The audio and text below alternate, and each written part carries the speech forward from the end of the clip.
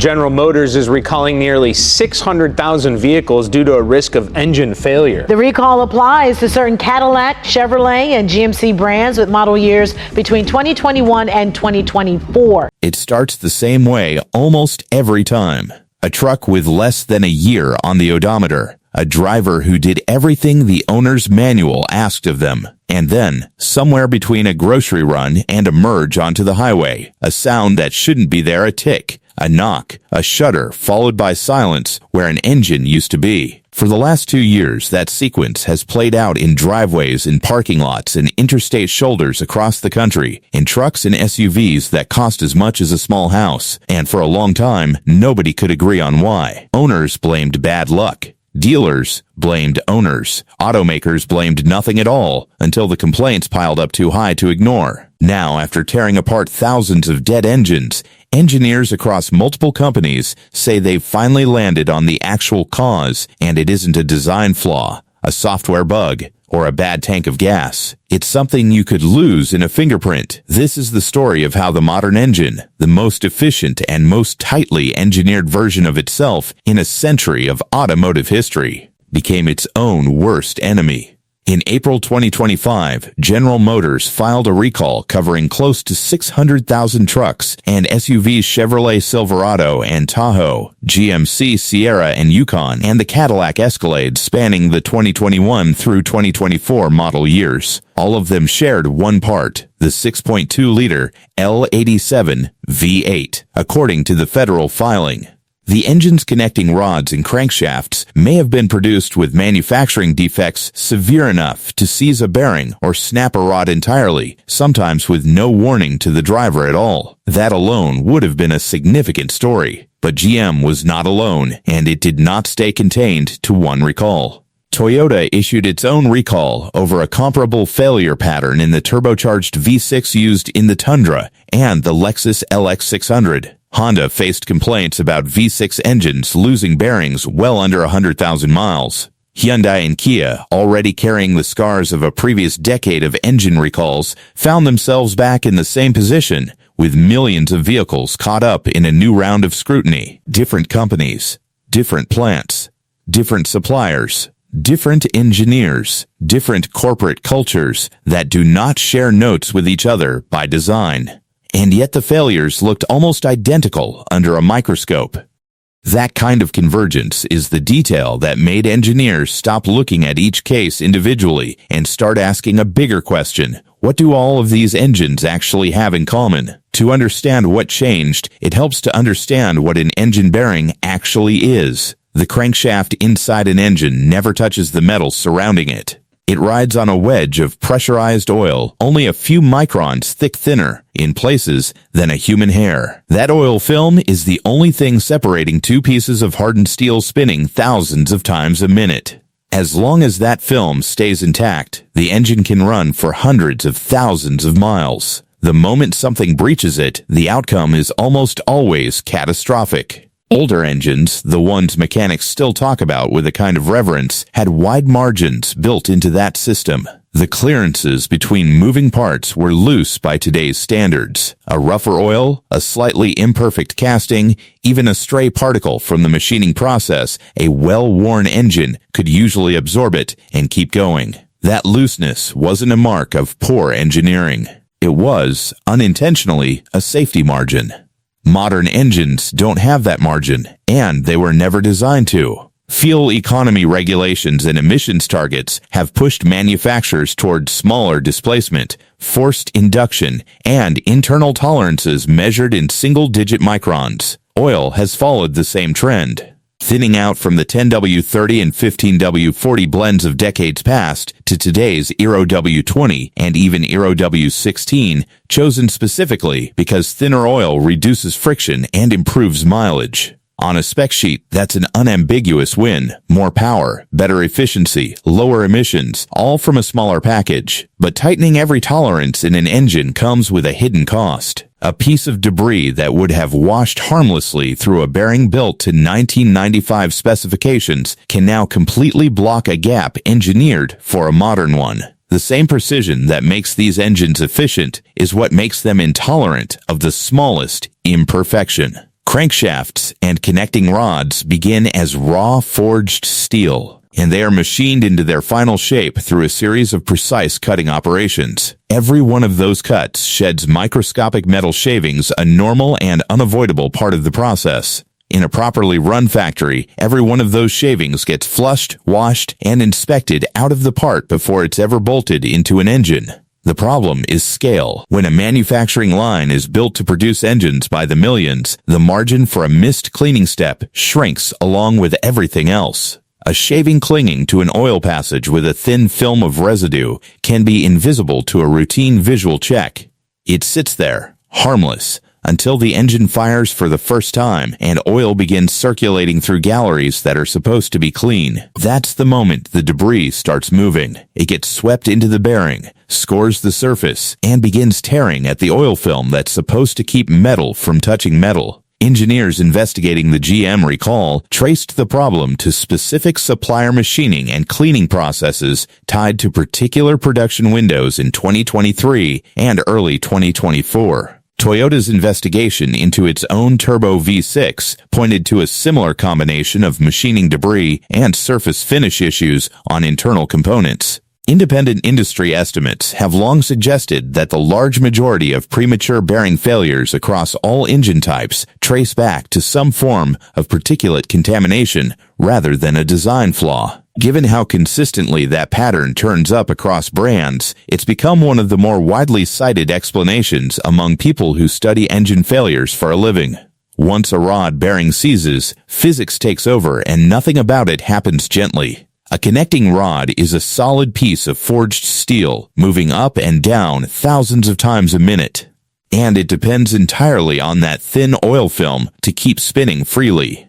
When the bearing locks, the rod stops, but the crankshaft underneath it does not. Something has to give, and it's usually the rod itself, snapping under the load and turning into a piece of loose steel flailing inside a sealed engine block at extraordinary speed. From the outside, the driver hears a knock, then a bang, then nothing. From the inside, a rod can punch straight through the wall of the engine block, and mechanics have taken to describing the result bluntly as an engine that grenades. It is not a gradual decline. It is closer to a piece of machinery failing all at once, mid-motion, often at highway speed. That's what makes this particular failure mode so unsettling to drivers who experience it. Most mechanical problems announce themselves first: a rough idle, a warning light, a smell. This one frequently doesn't. The complaints filed with federal safety regulators describe faint ticking noises that were easy to dismiss, followed within days, sometimes hours, by total engine seizure, often in vehicles with well under 30,000 miles on them.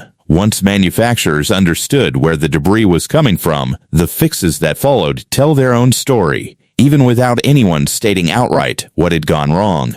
GM has added more aggressive flushing stages to its crankshaft and connecting rod machining lines, along with new ultrasonic and visual inspection steps aimed at catching contamination before assembly rather than after an engine fails on the road. Toyota tightened its inspection process for the same internal components in its affected V6. Other manufacturers have leaned into automated optical inspection, high-resolution cameras, and computer vision systems capable of flagging debris and surface imperfections far smaller than anything a human inspector could reliably catch on a fast-moving line. Some plants have gone further, treating engine assembly areas less like a traditional factory floor and more like a controlled cleanroom, sealed off lines, upgraded air filtration, and stricter tracking of tools and components to make sure nothing gets left behind inside a finished engine. It's a striking shift for an industry that used to build engines the same way it built the rest of a truck. The comparison to semiconductor manufacturing isn't a stretch, it's close to literal. At the same time, some manufacturers have begun quietly reconsidering how far the push toward thinner oil should go, at least until they're confident that this new level of manufacturing cleanliness can be sustained at scale. As part of its recall remedy, GM revised its guidance to a thicker oil for engines that pass inspection without needing a full replacement, a move meant to give bearings a bit more cushion against wear that may already be present. even if it can't reverse damage that's already occurred. Here's the part that's kept regulators from closing the book on this. After the initial wave of GM's recall repairs, some vehicles that had already received the fix, including some that had been given full replacement engines, went on to fail again. The National Highway Traffic Safety Administration has continued to log new engine-bearing failure complaints tied to the L87, including a number of reports involving vehicles that fall outside the original recall's model years entirely. That volume of continuing complaints was enough for the agency to open a fresh engineering analysis into whether the existing remedy actually addresses the underlying problem rather than simply buying time. That's the uncomfortable truth sitting underneath the manufacturing fixes and the thicker oil. A revised assembly process only protects the engines built after the change. It does nothing for the engines already sitting in driveways, built during the exact production windows under investigation, carrying whatever debris may already be lodged in their oil galleries. A thicker oil can cushion a bearing under load. It cannot undo scoring that's already happened, and it cannot reach into a passage to flush out a shaving that's already wedged in place. Step back from any single recall, and a bigger conflict comes into view, one that isn't going away, because it isn't really about one bad supplier or one missed inspection. Fuel economy and emissions rules keep pushing engines towards smaller displacement, more boost, tighter tolerances, and thinner oil. Buyers, meanwhile, still expect the same thing they always have from a truck: 200,000 miles without a major repair, hauling a trailer up a grade without a second thought. Those two expectations are increasingly in tension with each other. An engine built to modern efficiency targets has almost no room left to absorb a manufacturing imperfection the way older, looser designs used to. That means the margin for error in the factory has to shrink just as fast as the margin for error in the engine design, and for a while, across several manufacturers at once, the factories didn't quite keep pace. The manufacturing changes now underway better cleaning, camera-based inspection, cleanroom-style assembly are the industry's answer to that gap. Whether they close it completely, especially at the production volumes modern plants run at, is still an open question, and it's one regulators are actively watching rather than treating as settled. If your vehicle falls within an affected recall, the most useful thing you can do is straightforward: confirm whether your specific VIN is included. Get the inspection or replacement completed rather than deferring it. And pay attention to any new ticking or knocking sound during startup, especially on a cold engine. These failures have tended to give little to no advance warning, which is exactly why manufacturers are urging owners not to wait once a recall notice arrives. It's also worth knowing that the investigation into whether the current remedy fully resolves the problem is still open. That doesn't mean the fix is worthless for many owners. It likely does meaningfully reduce risk, but it does mean this story isn't finished.